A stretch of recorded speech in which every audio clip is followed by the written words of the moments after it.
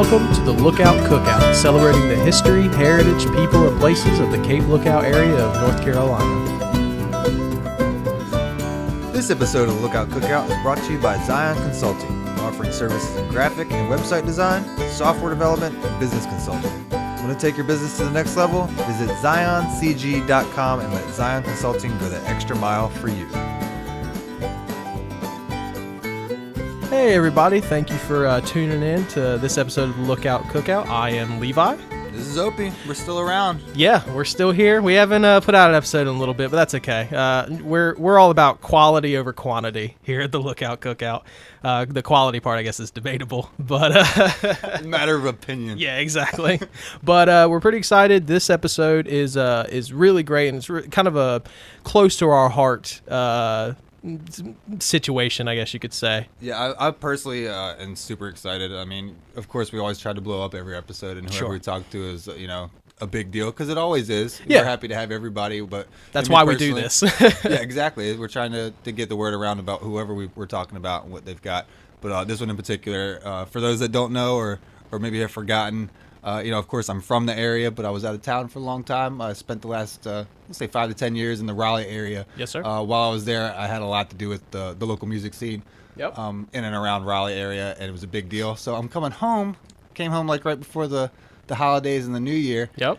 And we're creeping up on the Beaufort Music Festival. We so are it's indeed. like a little slice of that local music coming to my hometown. It's welcoming me back home with open arms, and I'm super excited about it. Absolutely. By the time from the posting of this episode, the 27th annual Beaufort Music Festival is roughly 1 month away, probably less than by the time this episode goes up. It's all wrapped up when we launch this episode. It'll probably be just a little bit closer. But Yes, yeah, sir. The dates are, you got the dates in front of you? Yeah, I've got the dates. It'll be down at the Beaufort Historic Site this year. Yes, sir. Right in downtown Beaufort. Yes, sir. You got it on Friday, May the 8th and Saturday, May the 9th. 2-day event. They got a lot of bands lined up.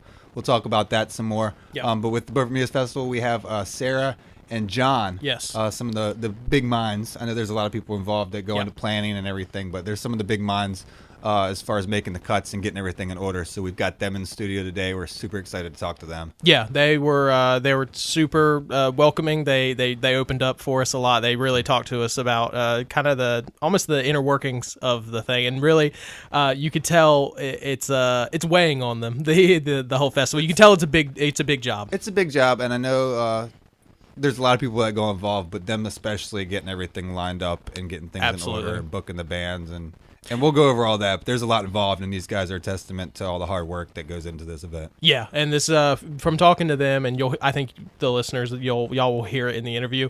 It really seems like a pet project for them. They really love it. They pour their heart and soul into it every year. And it shows, and we're appreciative of what they do and everybody else involved with helping. So it's going to be a pretty nifty little insight into the inner workings of the festival every year. There's a lot more than just showing up, listening to the bands, and going home. Absolutely. So, please stay tuned through the entire interview. We'll get through all the details, but just real quick, once again, that is Friday, May 8th and Saturday, May 9th, and you can go to BeaufortMusicFestival.com to get all the details of times of when everything's starting, and also you can find out information about purchasing tickets. But once again, we're going to be pounding that website several times throughout this interview. Sponsors, volunteers, you can go to their website. We'll have links on thelookoutcookout.com as well as all our social media.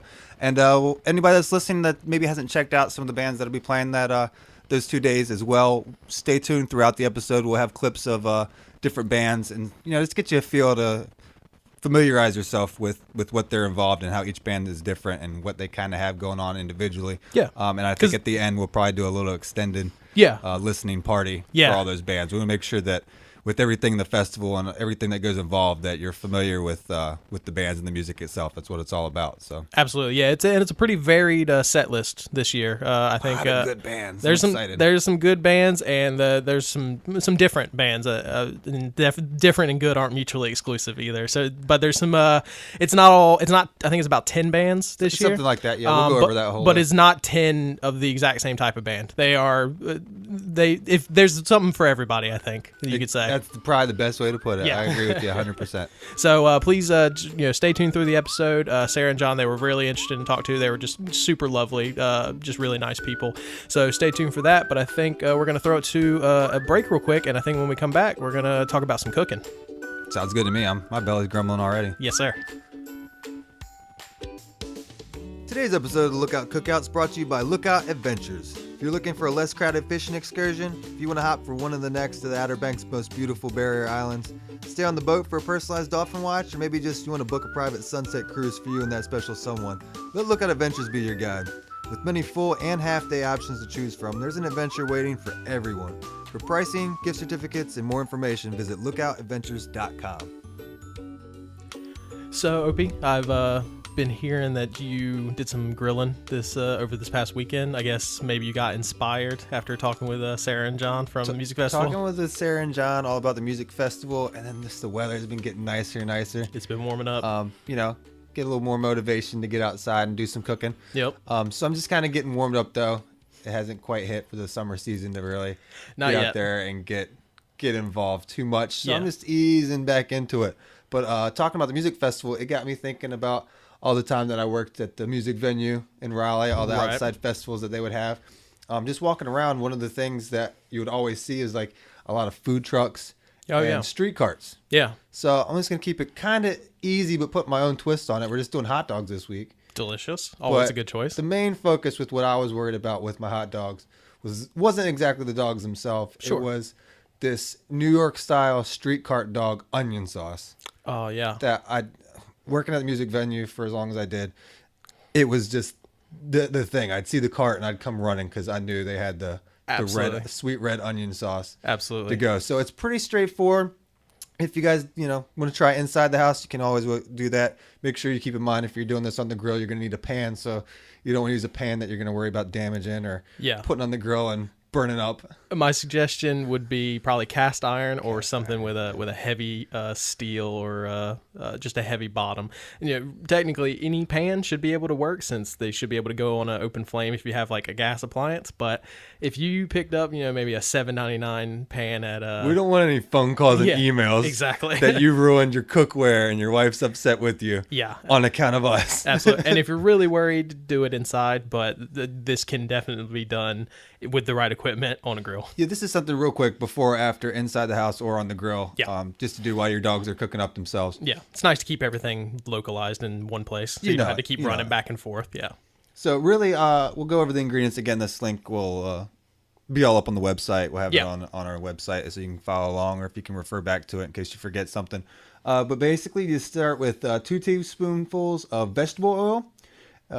2 medium-sized onions, sliced very thin. You want to keep them kind of long. You don't want to dice them or anything too small, and it gets kind of hard to cook them. Yeah. So keep them long and thin. And then you're going to a 1/4 cup of ketchup, 1 cup of water, a 1/2 teaspoon of salt, and the recipe in question calls for 1/2 teaspoon of cinnamon. Personally, I took it a little easy on the cinnamon. Mm-hmm. I like mine a little spicier, so I actually went with some cayenne. Yeah. Maybe a dash of hot sauce if you like it spicy as well. However you want to get your heat. There's a couple different options. I went with the cayenne a little bit instead of the cinnamon. Cayenne's always good, but that's definitely something used in moderation. Probably like 1/8 of a teaspoon or something. Yeah. And I guess we probably should mention too. The recipe calls for 2 onions. Basically, you're looking at about an onion per 2 people, about a 1/2 an onion per person, much, depending on how much people are going to eat. So if you're doing 2 onions worth, you're looking at that's about enough for 3 or 4 people. So double or triple or quadruple the recipe adjust accordingly with however many people you've got you're cooking for. But basically just put all that in your saucepan and kind of cook it up. Be careful not to overdo the onions too much. You don't want them to get wilt. Is that the word? You basically just don't want them to burn. Exactly. With onions, when you're sauteing onions like this, if you see brown, that's good. But if you see brown too quickly, that's not good. If you see black, it's done. Toss you ruined it. Yeah. So you're looking to saute, not fry, I guess. You got it. Personally, again, I went with the heat a little bit. The cinnamon gives it a certain flavor. You need some of that. Yeah. I took it easy, went with the heat, and the cayenne and or your Tabasco will work just as well. Yeah. But saute that up. If you want to go a little above and beyond, you can always slice your dogs in half, cook them inside and out. Maybe toast your bun on the grill as well. That'll kind of hold all those flavors together because it does get a little soggier with the onions afterwards. So you don't want that, busting through your bread. And yeah, absolutely. Everybody knows that routine. And one trick that I actually picked up a while back from a chef friend of mine talking about this sauce, the kind of the onion topping, is if you take the raw onion and you just cut them in half first before you actually slice them up. You cut them in half and you just throw the raw onions just on the grill for a few minutes, like flip them, give them 30 seconds to a minute on either side. That way you get kind of like that grill char to them, and then you slice them up real thin, and then you do everything in the pan. So you kind of get that double layer of flavor. I'm over here taking notes. Yeah, absolutely. That's exactly what's going to happen the next time. Yeah. But the sauce is pretty straightforward. Refer back to the website if you miss any of those ingredients or you forgot exactly how to go through it. But I'm telling you, if you've never had it's tried and true New York style hot dog cart. Absolutely. Traditional red onion sauce. And it's not just limited to hot dogs either. You can throw it on pretty much anything. Put that on a burger, Yeah. on some steaks.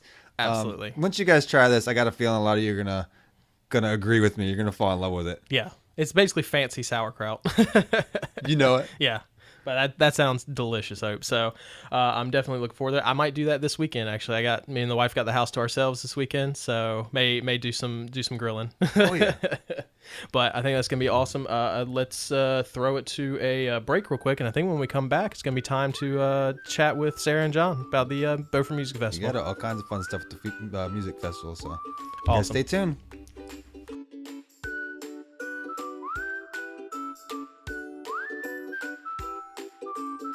This episode of Lookout Cookout is brought to you in part by IslandTraders.com, your source for the highest quality name brands and casual fashion. And not only does Island Traders have amazing retail stores in both Beaufort and Atlantic Beach, but now they also have a super clean and modern online shop that will blow you away. Shop online to take advantage of web-only specials, a huge selection, and even free shipping with orders of $100 or more. You can't always make it to the beach to shop at Island Traders, but you can always hit the website for some top-quality retail therapy, island style. So stop by IslandTraders.com and get some great stuff for you and your family. Island Traders, because island time is a state of mind.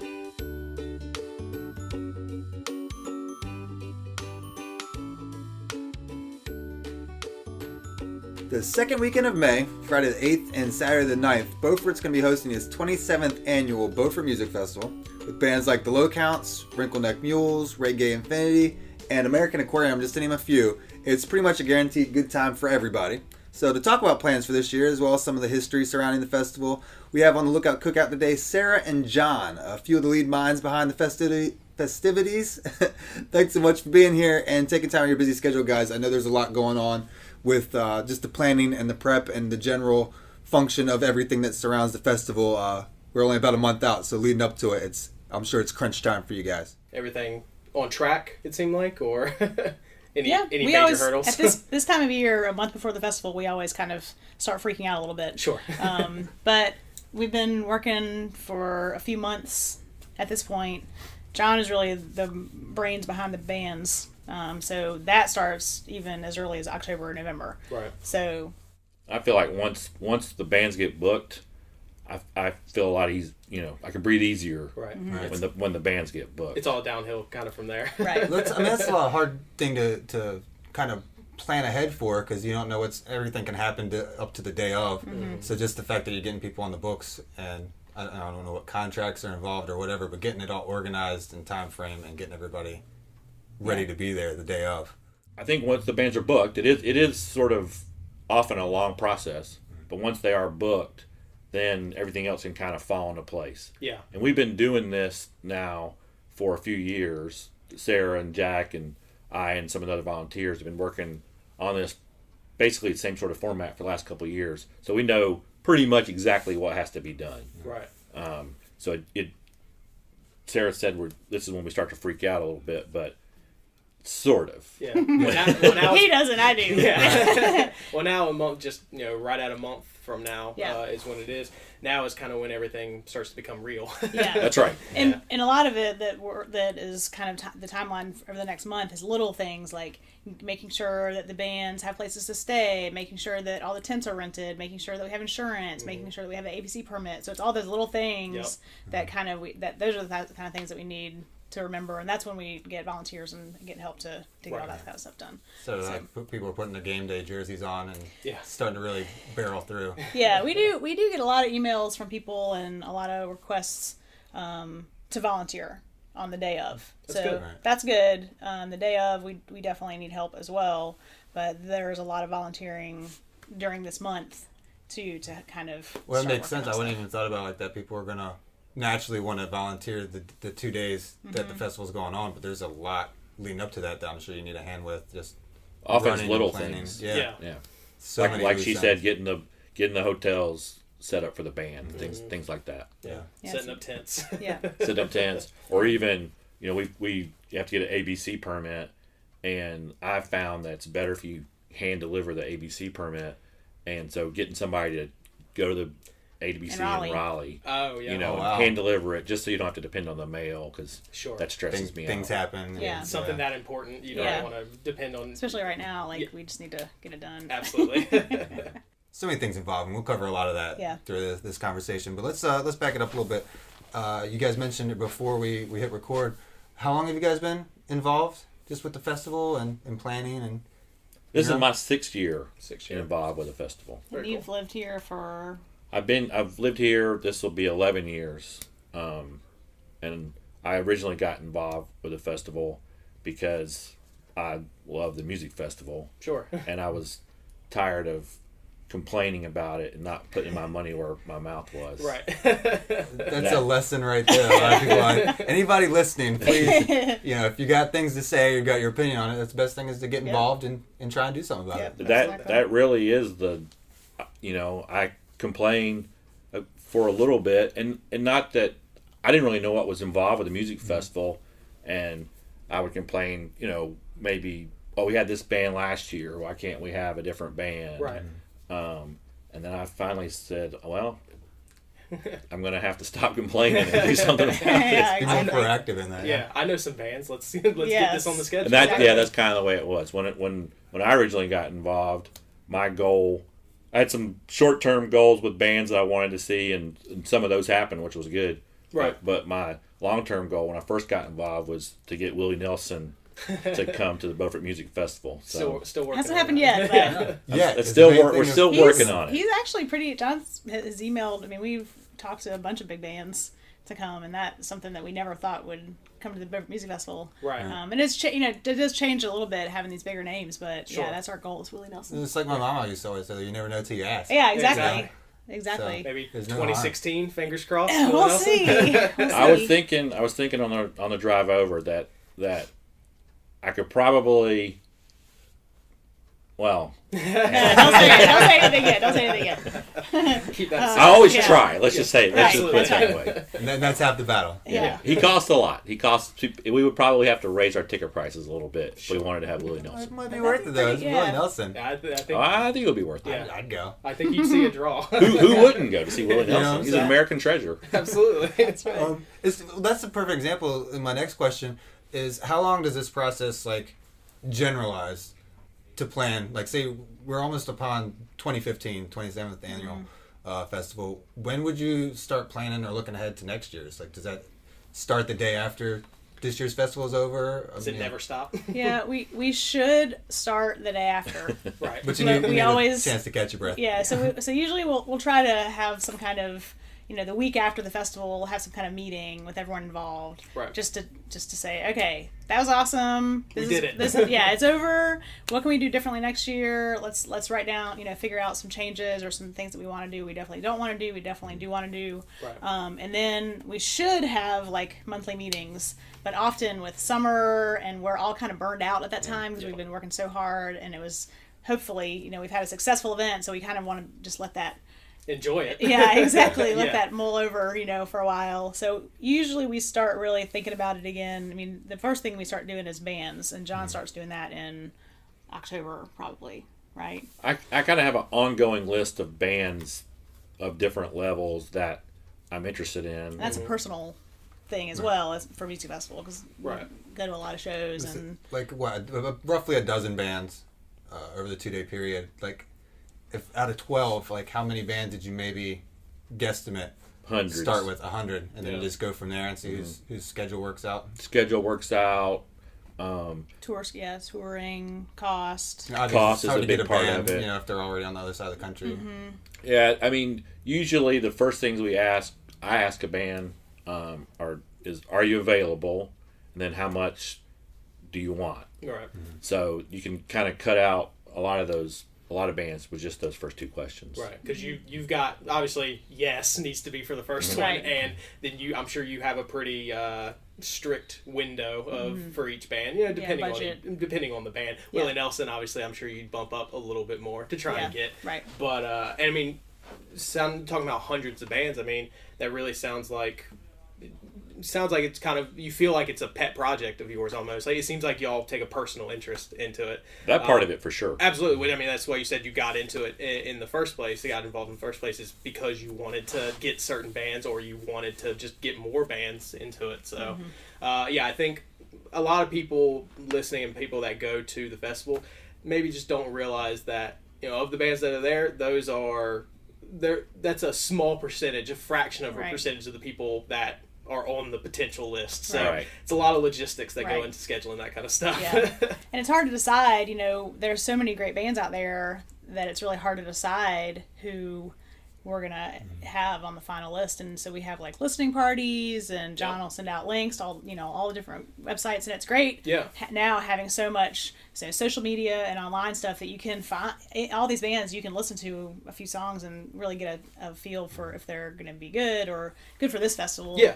Because this festival is different than, like Floyd Fest in Virginia or Bonnaroo or something. Like, you're going to have smaller stages and different types of music here that the locals and visitors will want to listen to, compared to other festivals and other places. Yeah, so. You could literally have a list of 100 bands that don't fit the bill for the scene around here. For Beaufort, exactly. Yeah. And that's what we really try to think about, is bands that the majority of people are going to like. Right. Yeah. Not just something that I like, because I know that my tastes are different than Sarah's taste or anybody else's. So I try to think about bands that majority of people that we're going to come to our town, to our area, are going to like. And not necessarily bands that people have heard about. Yeah. But you really got to kind of do a curated set list of bands. It's not even just bands that are available and you can get for the right schedule. It's getting bands that people will like, a good portion of the people, because I think we have a pretty unique blend of people in this area. So I think that's got to be tricky, getting that kind of curated set of different bands to You figure can it book out. 12 bands that are your personal favorites, and It could be you're a the only sucky one at the festival. festival. You'll love it. Yeah, he'll be super happy.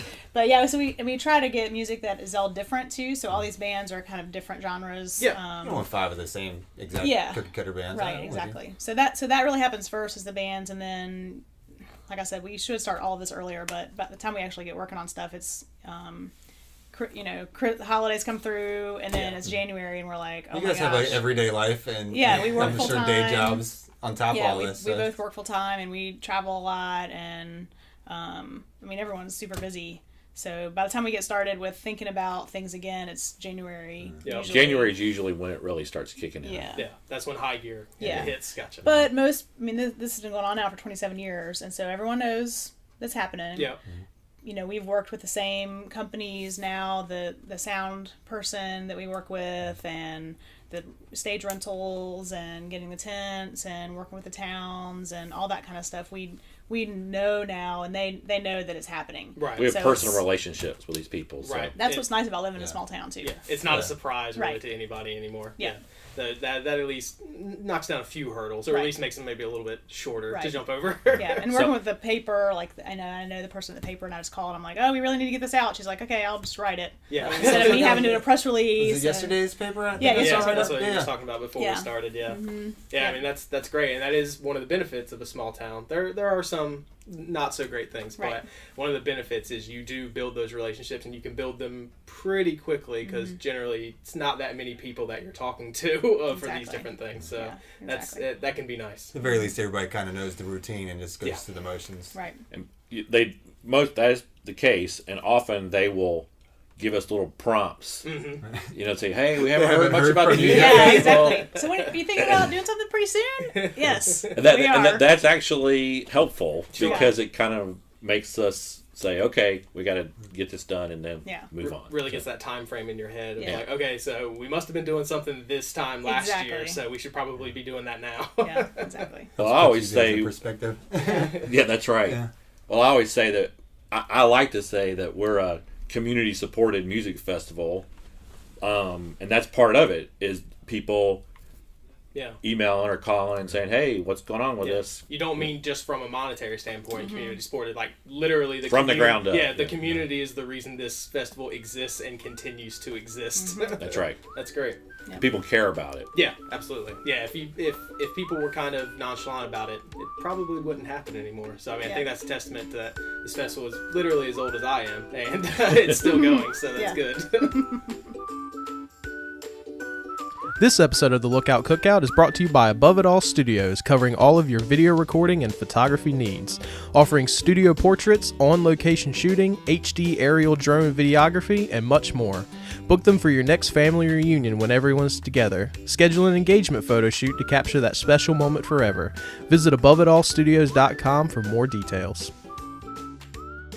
Speaking of the past, you guys know a little bit. You've been involved for the past 6 years. I'm sure you were attending before that. You said you were making complaints and stuff. What about the history can you tell us a little bit? Is there anything like you know or have heard, or is there anybody that's still involved that was maybe in the earlier stages? Yeah, you mentioned Jack. You said y'all's kind of board director. He's our chairman. Almost. Right. So, I mean, is he probably, of the people that are involved with the festival now, is he maybe the longer one, or is that you? No. Are you the old head at this point? I'm the old guy. Always the old guy in the room. So, yeah, Jack has been maybe involved for about the same amount of time, maybe 5 years. Right. Sarah knows a little bit about the history more than I do. Well, passing the buck. Yeah, exactly. I mean, a lot of people that still live in the area were involved from the beginning, but are not involved anymore, and that's kind of typical, I think, because it's such hard work. It's so much work. It's kind of, the festival is awesome, but we were talking the other day. It's kind of a thankless job most days of the year, except for the week of music festival. People can show up and enjoy it, and then they walk away and that was forget awesome. about it. Exactly. Yeah. People are very thankful. Yes. During and immediately after the festival. I don't mean to say it's a thankless job, because people are like, almost always like, that's great, it's a great job. Yeah. But they kind of forget about it. Then you've got to start the process of finding more bands and finding a way to pay for it. So it's kind of a high turnover with people that have been involved in the past. Sure. So there are still people that live in town that have remember it from when it was a tiny little festival just right downtown. Yeah. And so that's how historically I think it was smaller, more local bands, didn't really have to raise a lot of money. The bands would either just donate their time and play because they wanted to practice or they wanted to get their name out there. Yep. Probably less travel involved. Yeah, a lot less travel. Exactly. Yeah. They wouldn't have to worry about paying for hotels. So I think at the beginning it was just a way to bring together some local musicians and have a party and listen to good music downtown. Yeah, that's definitely how, when I was younger, growing up, I remember going to it. I mean, it was always just bands from Carter County, New Bern, Jacksonville, that kind of thing. Friends or your exactly, yeah. I mean, even in high school, yeah, like yeah, so, exactly. I mean, it was literally, like you said, most bands weren't even getting paid. It was just people wanting to get out there and do a show in front of people. Right, so, exactly, yeah. But yeah, I mean, it's definitely grown a lot since then. Right. And I think I personally am going to point this out about 40 times during this conversation. Y'all are volunteers. Like, everyone involved is volunteers. So, talk about it being a thankless job. I mean, quite literally, the biggest thanks you can get is a paycheck, and that is, y'all don't get that. Not happening. Yeah. Exactly. So, but yeah, I think that's great. I mean, it really sounds like in the last few years since y'all have been involved, really trying to grow it kind of beyond what it started at, which is great, but still keeping its heritage alive, which is great. Yeah, and so when I've been here, I've lived in Carteret County for 15 years, and the first music festival I remember going to was when the Avett Brothers played, and that was it's a big name nowadays. Yeah, exactly. And so I don't know if that was really the biggest name from the past or not. That's the question I was wondering. Is there somebody that, like, looking back, either before or since you guys have been involved directly, that you're just like, oh my gosh, I can't believe that that they played or participated. Yeah. Either before they got big or you just happened. Like, I mean, the Ava Brothers is probably the biggest. They were not. They were as tiny big then. Right. People were watching with their mouths open, like, "What are these guys doing?" Because they were so crazy. Yeah. Richie Havens was here the year after the Averitt Brothers were here. I believe it was the year after. And, you know, a lot of people know him because he was at Woodstock. Right. But not. I don't think that traditionally there have been really big bands that have kind of come to the music festival. Tiff Merritt played. Okay. I mean, Southern Culturalist Kids has played. Yeah. I mean, bands that you've heard of have played. Yeah, absolutely. And there's a few on the set list this year that we've definitely heard of. I gotta give you. We'll get to that in a little bit too. But I think the lineup you guys have for this year, just my personal taste, I think you guys did a great job. I'm really looking forward to it. Well, actually, a lot of those bands this year, kind of a change. They approached us to play. Oh, that's great. So that or their agents did. Right.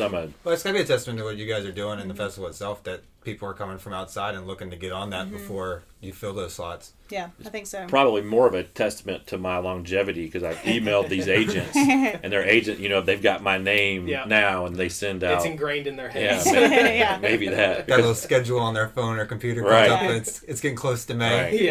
Yeah. So I don't know. I mean, I don't know when things kind of change, but I do think it's whoever is involved in the planning of the festival kind of makes it their own. So I think things like from the beginning, it was probably just local people that played music themselves or had a neighbor who you know had a band that played in the garage next door or something, and then maybe it got to the point, because I know when that nonprofit status kind of came through from 20 years ago, 20 years ago, there were people that were really, you know, wanting to make it an event, like a set event. And so it was been the second weekend in May for a while. I think back then it wasn't that same weekend, but it was in around April, around spring. Right, yeah. Maybe changed. So then those people really got involved and wanted to turn it into, you know, a nonprofit status, and then the names started getting bigger and bigger and bigger. So I feel like it's still, like John said, I feel like it's still a community event, and it's not turning into a huge festival,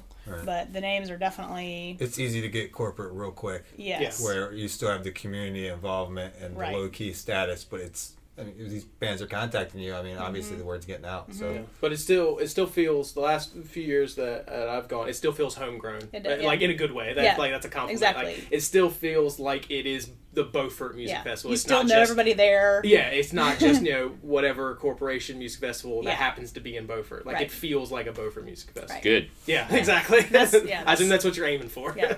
Good music, but also still that small town feel. It'd be so easy to get all these corporate sponsors, and then you get all these people from out of town that we're glad to have here, but don't get our. I mean, here at the coast, we've got a special vibe. Right. Yeah. And there's a beauty to the area. I mean, I think everybody can attest to that that's in here. It is the coolest small town. It's the word on the street, right?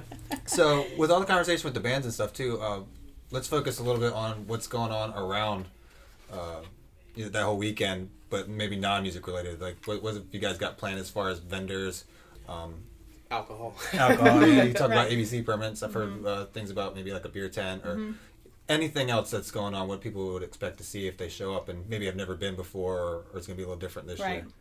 So this year is going to be a little bit different. Last year, I think we mentioned, we kind of wanted to try to move it out of the downtown area to more of a festival type atmosphere. Sure. And so last year we moved it over to Gallant's Channel, which is the North Carolina Maritime Museum site. It's right on the water, but it's totally grass. Beautiful location. Last year it was super popular. Kids can run around, not have to worry about getting hit by a car or skinning their knees on asphalt. So last year we worked with Front Street Village last year because they have trolleys, and so they were able to use those trolleys to take people from downtown or from Beaufort across to the site. Right. This year that's going to change just for this year because of the new bridge construction, and Turner Street is going to be closed to traffic. Right. So we didn't really have a choice this year, but I think moving it back to downtown for this year, people will be happy about that. Sure. But we'll definitely, try to keep some of that same festival type atmosphere. We'll be at the Beaufort Historic Grounds this year, so that's all grassed. And it'll be a little bit smaller than we had planned at Gallant's Channel, so we will have to change that a little bit. We'll have food vendors there. last year we decided we needed food vendors because at Gallant's Channel there's no place to go get food. Yeah. But this year, because we're going to be back downtown, you've got there's places to get food. Yeah. So we will have some food vendors, but probably not as many as last year. Smaller kind of scale food vendors. Right. And then There'll be kids area. Yep, kids area last year was awesome, but again a little bit more space. But we're definitely still going to have that, being in the historic grounds. We partnered with the Tiller School and the Beaufort Elementary School. Great. And they basically got the volunteers to man the kids area. Mm-hmm. They had face painting and they had musical instruments that the kids could play and bouncy house or slide. We're planning to do all that again. And part of a result of that is we've already donated $1,000 worth of musical instruments to the Tiller School.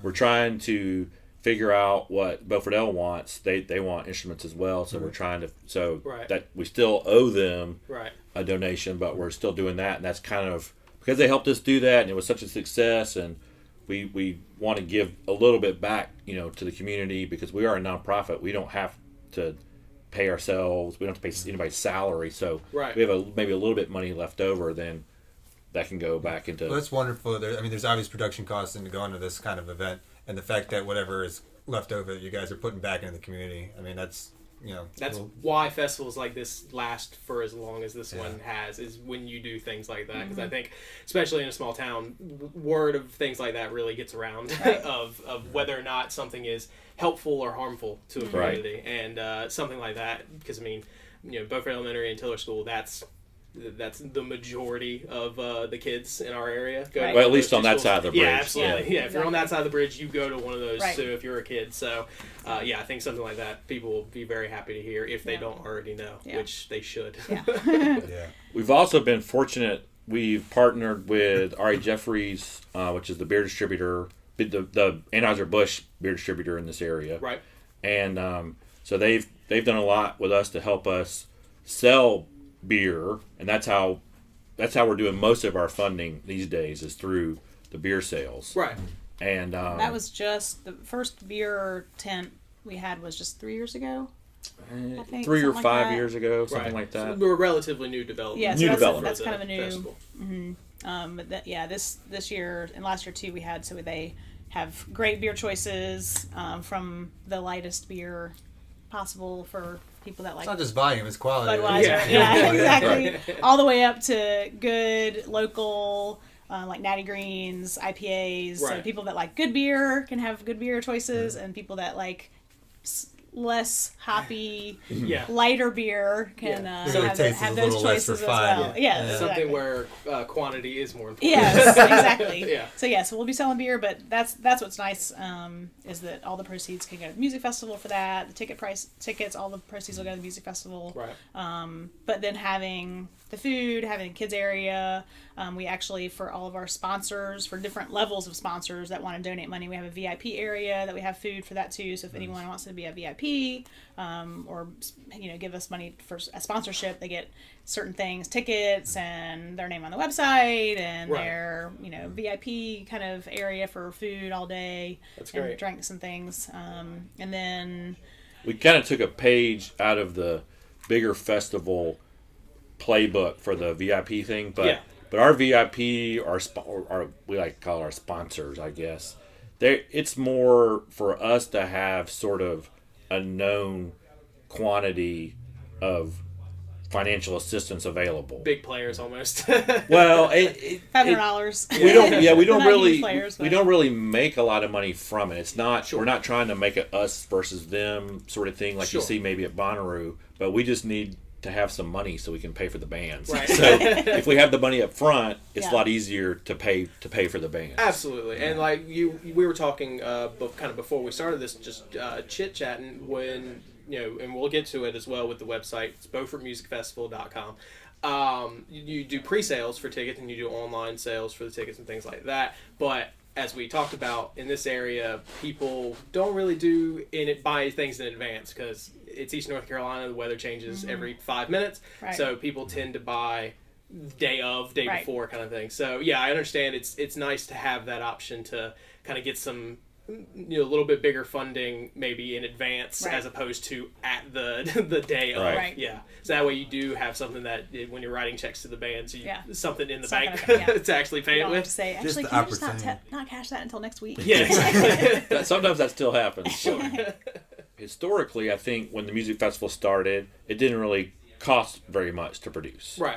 And then it started getting a little bit bigger, and we became a nonprofit organization, and they started holding fundraisers to pay for it. So then the budget got a little bit bigger, and the fundraisers, while they were often really fun, they took a lot of work. They're almost an entire event in and of itself. Yeah. Right. And they didn't necessarily always make money. Sure. So we kind of, and I think that's what burned a lot of people out when they were helping out with the music festival and the committee, just doing the fundraisers. You just Before the actual festival itself, Right. they were already give out. 4 or 5, Yeah. 6, 7 fundraisers. Absolutely. Yeah. so, and that's really where the sponsorships and the beer sales and the very moderately priced tickets have kind of taken the place of the fundraisers. Right. So we figured that instead of kind of having a bunch of little fundraisers and maybe hitting the same sort of pool of people over and over again to pay for it, we could kind of spread that out a little bit. Yeah, it's a kind of a more efficient model of now all of your kind of revenue streams are coming from places that are directly involved with the festival instead of trying to set up separate events for raising money. Right. Yeah, And understandable. like John said, a lot of the events would be during, not the summer season because everyone's busy in the summer, and that's when we should do the events actually. But we would often do them like in the fall and spring, and people that live here in the fall and spring, it's the same people giving you $20 here and there every Absolutely. time. It's not like you instead can of go- people coming down from Raleigh that go to the festival and get to go for free. Yeah, So, it's not like you can kind of do one fundraiser and then a month later do another one across town and you're going to get a whole different set of people. Yeah, It's going to be exactly. 80% of the The same same people. Yeah, understandable. So, and then a free festival, in the past it was always free. Last year was our first time charging. Right. So then a free festival ends up costing some people, $100 or something. Yeah, over the course of a few months. Right. Right, with different fundraisers. Which we'll get on to all that too, as far as why it's that way. And I personally don't have a problem with it. I've been involved in the music scene for long enough. I understand how these things go, especially a festival. It's different than just a one-off show.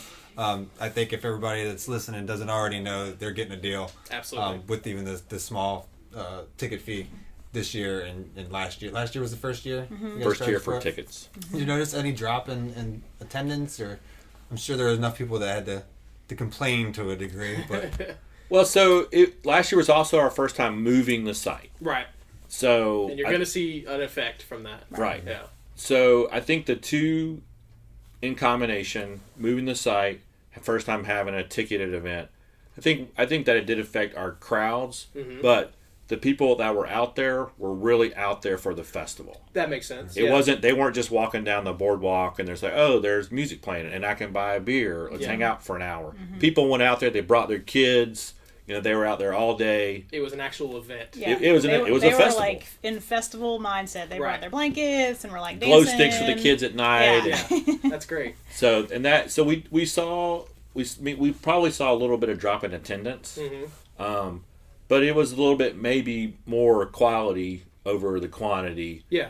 And I mean, almost to a person, people that you talked to that were out there last year, they preferred it that way as opposed to the way it had been in the past, where maybe you're standing on asphalt or your kids maybe run out in the street. Yeah. So that's the thing. It's just from the sound of things as far as moving the location, whatever reason that decision was made, it sounds like it was a plus for everyone involved because it's a lot harder, at least I would imagine, to transform a downtown location into a music festival location versus selecting somewhere like Alan's Channel that's almost tailor-made to. Yeah, it fits with that fits event. it very well. Right. Yeah. Yeah. you don't have to close any streets off at Gallant's Absolutely. Channel. Right. And so kudos to you because I'm sure that was probably a highly debated, hard decision to make. It was very difficult. It sounds like it went as smooth as possible. Yeah. So I'm glad it worked out, and I look forward to the years in the future that it goes back to that. Again, this year has been a slight exception, but you guys are pulling it through like champs. Yeah. So kudos to you. Yeah, that all just got finalized last week, so That's great. The historic site really is a beautiful spot. I mean, Absolutely. it's not much of a drop off. Maybe you can't throw a frisbee out there without maybe hitting a window or something. But throw a frisbee. Yeah, but it's a beautiful spot with the with the trees and the buildings. It'll be great. Yeah, it's a beautiful area. That whole area anyway. But the historic site is great. I mean, there's a reason you see weddings and receptions out there every other weekend. Right, exactly. People wouldn't do that if it wasn't nice out there. Exactly. And they've been bending over backwards to make sure that we can make this happen. That's great. So it's been nice working with them. Good. Cooperation has got to be appreciated, I'm sure. Especially on the fly. We're trying to. We didn't, like Sarah said, we didn't decide that we weren't going to be at Gallant's Channel until a week ago because we didn't know what was happening with the Turner Street closure. Yeah. And the other construction sort of activities. Yeah. So we finally had to make a decision, and the historic site has been very helpful. I'm glad it's working out because this time last year, there's no way you could have planned for any of that, or anybody would have known it was going on. No, exactly. Pull out plan B out of your bag of tricks, but sounds like it's going good. Yeah. Speaking of the site at the historic site where it's at this year, what's allowed as far as like coolers, chairs, blankets? We can touch on that real quick. So, question. Yeah. We make that so decision. there's no outside alcohol. Sure. Which you is it's pretty standard. That's right, pretty common. right. Yeah. So you can bring coolers, food, blankets. You can bring chairs. The only thing that we ask is chairs don't be set up in front of the stage. Sure. And that's the same thing we had at Gallant's Channel. We'll have like a little area that's going to be kept clear in front of the stage, just so that chairs aren't put in front of that, so that people can dance or get closer to the bands or whatever. It's just from a sheer safety standpoint, that's understandable. And just kind of courtesy to everyone else at the festival. Everyone going to the festival just needs to know that they're not the only ones there. Yeah.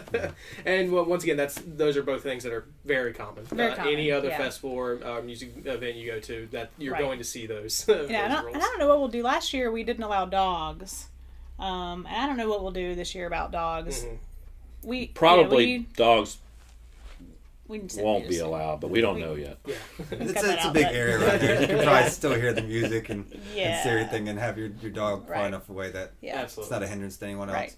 Right. Which I got to say, just from I lived in Raleigh for so long with some of these events. There's a lot of places that don't let you bring a blanket or a cooler or a chair or your animals or anything. So the fact that you guys offer so much, we try to be low key about things like that. We don't care if you bring your food and your water bottle. We're not trying to sell you a $2 Coca-Cola. Right.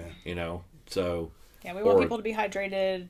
We want people to eat if they want to eat and not have to pay. Right. I mean, they're already paying $20 for a ticket. So for families and locals that don't have a lot of extra money, we want that to be something that they can come and afford and still be able to bring their own food. And Friday's still free. Yes, right. That's right. And you're trying to make the barrier of entry as low as possible for everybody. Exactly. I think that's a big thing that I personally can't stress enough, is that the costs that are there for a reason, but everywhere else that you guys have every opportunity to try and make some money on people, you guys aren't gouging anybody or anything. Absolutely. So. We're non-corporate. Yeah. So.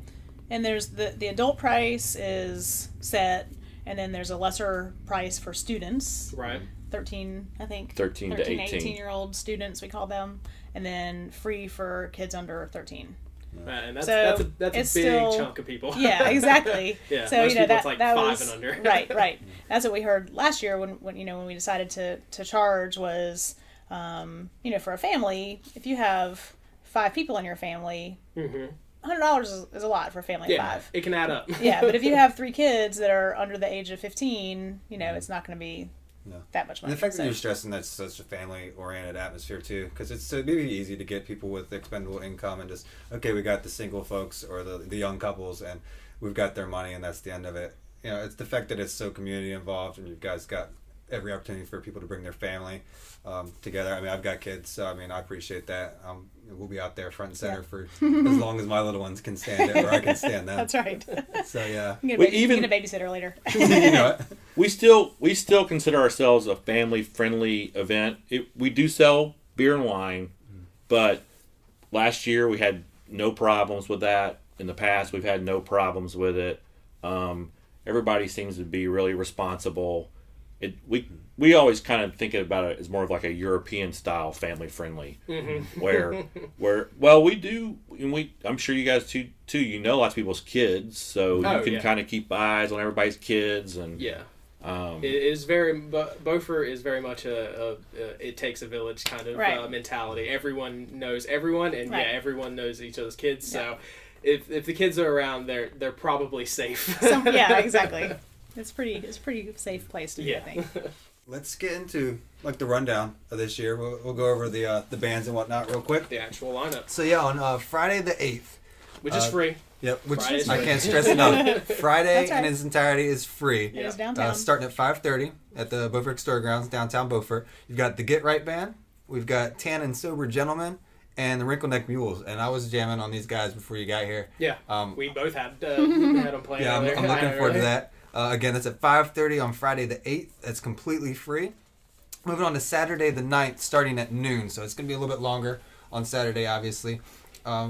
We started out, I asked you guys too before we went live, the low counts are going to be playing all day that day. You guys, there's a small stage in front of the main stage that in between bands, the low counts will be performing. That's exactly right. Which if you guys haven't already checked them out, everybody listening, definitely go online, check those guys out. They're a two-piece.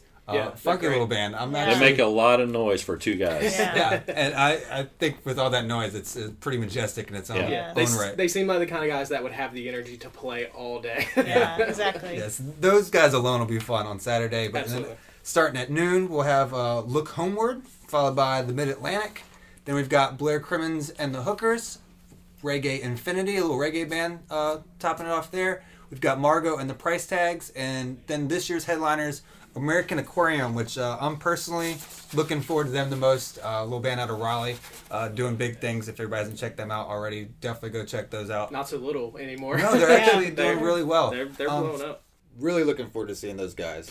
Yeah, absolutely. They're probably the biggest name on the ticket, and I think they're going to be really, really great. And to our listeners, make sure you stay tuned to the episode after the interview. In our outro for this episode, we're going to be playing clips, short clips from all of the bands that are going to be featured today. So give everybody a chance to familiarize themselves with some of those bands and what they do if you're not already familiar with who they are and what they've got going on. So. Absolutely, which I definitely think all the clips are going to kind of justify the price of the tickets that you're going to buy.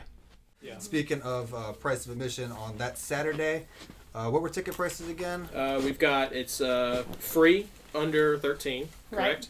Right. 13 to 18 is the student price for $15, and then it is $20 for the pre-sale prices and $25 at the gate. Right. Correct. Day of on Saturday, yep. And pre-sale, they can go to BeaufortMusicFestival.com and they can buy online there, or they can also, you said there are some locations kind of around the Beaufort area. We'll announce those, but there will be some places around town. Yeah, various kind of bars, pubs, restaurants. Yeah, for the locals that are, it's just easier to pick them up. Yeah. Because there are. Unless you don't have to pay a service fee. That's the problem with e-tix is that there's that couple dollars extra service fee. So, and some people don't want to pay that, which I understand. Yeah, so. And I'm sure once that kind of goes live and is public, the information will be on the website, and then there is a contact form on the site. So if anybody has any questions about where to find physical tickets, they can contact, and I'm sure one of you will write them a lovely response. That's right. That goes all go to me. So. And she usually forwards them to me. So. However, uphill, downhill, however, we're going to cover.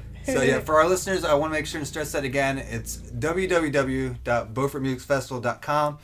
Check that out. You can go online with Facebook. There's Facebook links on the website.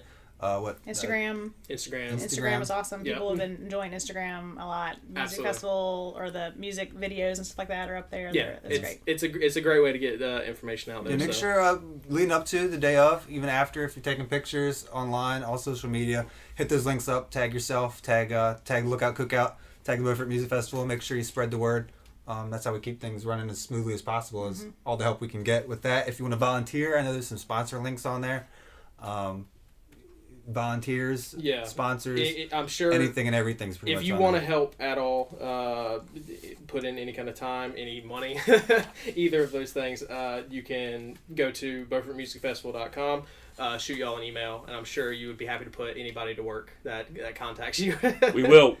Usually during the festival, we do a online sign up website. so people can go, and it's really simple. We don't have that link up yet, but we'll probably put it up in the next week or two. Sure. It's really simple.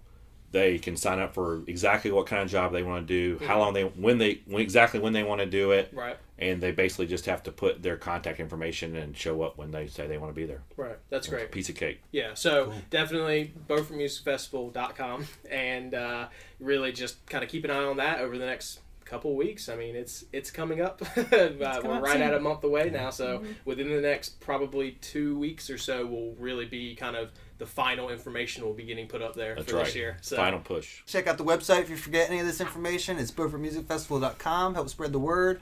Help volunteers, sponsors, all of the above. You can go on there. Check out the social media. Once again, here at Lookout Cookout, we'll have all of our links for Beaufort Music Festival and everything you can do to help make it as easy as possible for everybody. Yeah, on the actual post for this episode, we'll have all the links for everything. Every link imaginable will be there. Yeah, we'll include some others that, just to make sure we've got those basics covered. We'll create some links. Absolutely. Just to be safe. We want to thank Sarah and John for your time and everything you guys do. We appreciate you taking your time out to come talk to us and promote everything. We thank you guys for your tireless service. Thanks for having us. No, it was great. We appreciate it. I think everybody's going to really enjoy it. I think the festival's going to be great this year. So. This episode of Lookout Cookout is brought to you by Zion Consulting, offering services in graphic and website design, software development, and business consulting. Want to take your business to the next level? Visit zioncg.com and let Zion Consulting go the extra mile for you. All right, welcome back, guys. Definitely want to thank again Sarah and John from the Beaufort Music Festival. They were just perfectly nice people. I think we all had a great time. I think we made them feel comfortable. I hope so. They made us feel comfortable. Absolutely, they were a lot of fun. So I think now, as promised, throughout the episode, we're going to go ahead and play some clips from the different bands. You got that list there, Opie? Oh, I've got the list. I think the easiest way, anybody that's listening, again, check out BeaufortMusicFestival.com. You're going to see the lineup for Friday and Saturday. I think it'd probably be best for everybody to just go through that list in the same order that they'll be playing both days. Yeah, that sounds good to me. So starting out, you want to announce the first band? Sure will. All right, first we got the Get Right Band, and we're going to be playing a clip from their song Dancing Shoes. And if we have some smoke, we'd all be smoking real good.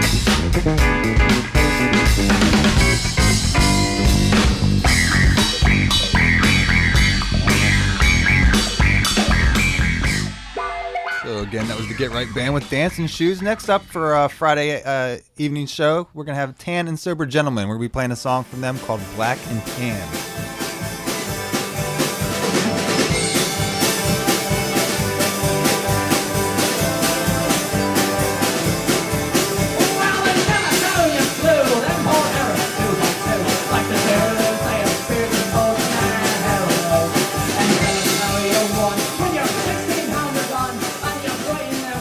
Again, that was Tan and Sober Gentlemen with the song Black and Tans. Next up, last band for the Friday lineup. Friday, two-day event. Yes, sir. We've got the band Wrinkle Neck Mules with the song When the Wheels Touch Down. When the wheels touch down, shovels spray, bury us right down in the ground. Well, I know what's at stake. Wrinkle Neck Mules, When the Wheels Touch Down. They'll be closing things out on Friday, the first day of the event. Moving on to Saturday, we're going to have a band by the name of Low Counts. They're kind of playing all day. We covered that in the interview. Yep. They'll be playing in between the bands throughout the entirety of the Saturday event. They're essentially the house band of the festival. You got it. They got a large undertaking, but I think it's going to be worth it. You guys be your own judge. We're going to be playing a little excerpt from their song, Cut Me Out by the Low Counts.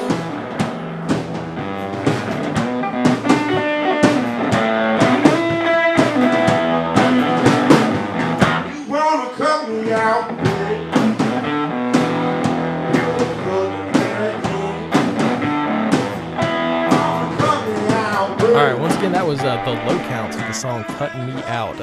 And once again, just going into all of this, a lot of these bands have videos and songs listed on BeaufortMusicFestival.com. You can watch some of the clips there. Watch the full song of the clips that we're playing. You can go to their website, listen to the full clip, listen to an extended clip on our website, the Beaufort Music Festival site. We've got all the links there for everybody. So definitely check all these bands out. Definitely. Next up on Saturday, we've got the band Look Homeward with the song Sitting on Top of the World. My sweetheart left me, she went away, and now she's gone, I don't worry. Lord, I'm sitting on top of the world. She called me up down in El Paso, said come back, Daddy.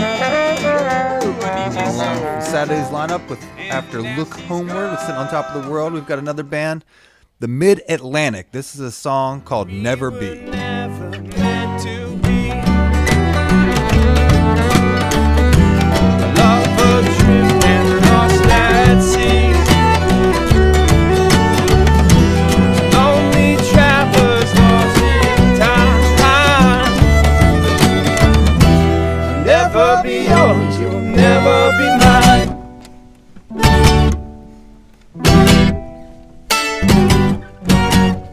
Dear love. All right, that was the Mid-Atlantic with the song Never Be. Next up on Saturday, we've got Blair Crimmins and the Hookers, and we're playing a clip here from the song State Hotel. We busted out in Harlem, taking in the gambling raid. The bus took me from Memphis, headed back to New Orleans, and the sun shone down in the distance, building made of stone and steel. The warden called behind us, welcome to the State Hotel. Blair Crimmins and the Hookers, State Hotel. Getting better and better. Keep it moving along. We got a little change of pace. We've got a little reggae band, Reggae Infinity. This is their song called Vex. And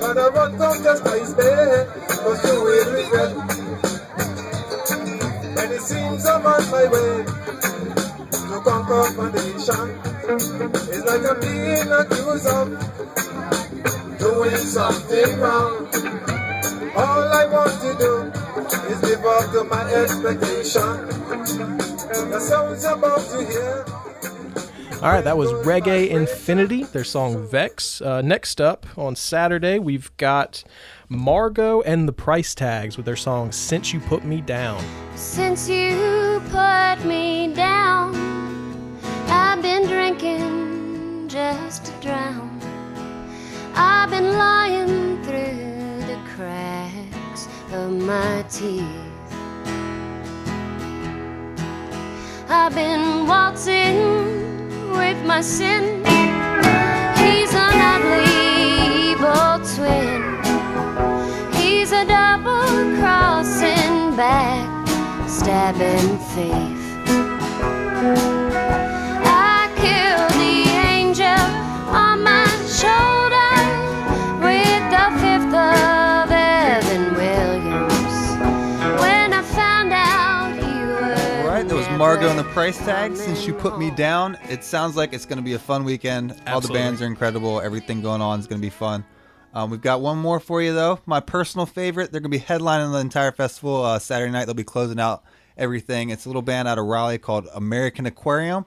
This is their song called Losing Sight of 25. I think we might be able to just take us out from here, Levi. What do you think? I think so, because I mean we're pretty much done here. We're wrapped up. So want to definitely take a second again to thank Sarah and John for joining us again. They were very accommodating because I know they're both very busy right now. Very busy. We're creeping up on the festival itself, so Absolutely. They've been nonstop. Absolutely, and I definitely want to take time to thank all of our sponsors for this week's episode. Please visit thelookoutcookout.com. You can get this episode. You can get more information about our sponsors, more information information about Beaufort Music Festival, which is BeaufortMusicFestival.com. Hit us up on Instagram, Twitter, Facebook. We're everywhere. We're everywhere. If you can be there, we're there. If we don't know about anything, definitely hit us up. Let us know who we need to talk to, what we should be thinking about. If anybody wants to be interested in sponsoring or getting on the show or anything at all, just give us some feedback. We like to hear about that. It's lookoutcookout.com. Again, find us on Facebook and Twitter and all the social media aspects. Again, thanks to our sponsors, Zion Consulting Group, Above It All Studios, Lookout Adventures, Island Traders. Those guys help out a lot. We're not trying to make any kind of money, but it takes some money to get things rolling sometimes, and they've been a big part of trying to help us get everything going. So Thanks again to them and our listeners. I think we're going to take it out to American Aquarium, man. It's good talking to you, Levi. You as well, sir. I hope we can do this again soon. And I'm definitely, if nothing else, we'll see you at Beaufort Music Festival, and I hope we see a bunch of you guys out there as well. Thanks a lot, guys. We'll see you next time.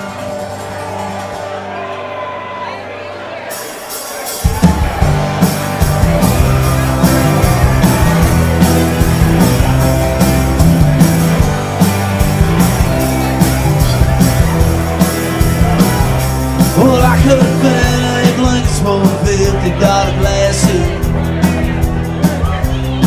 I was standing at a bar throwing all the girls passing. Standing at the rain at the end of the line, trying to find something that'll ever be mine.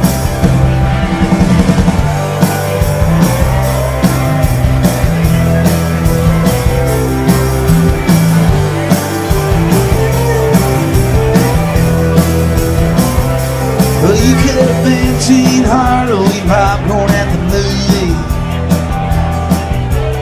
Instead of trying to keep it listen to them more, playing groovy. Standing on a corner of Hollywood and Vine, trying to find something that'll never be mine. And you're fading slow, like a blood stain on my sleeve. Well, I'm learning faster and faster is what it takes to live.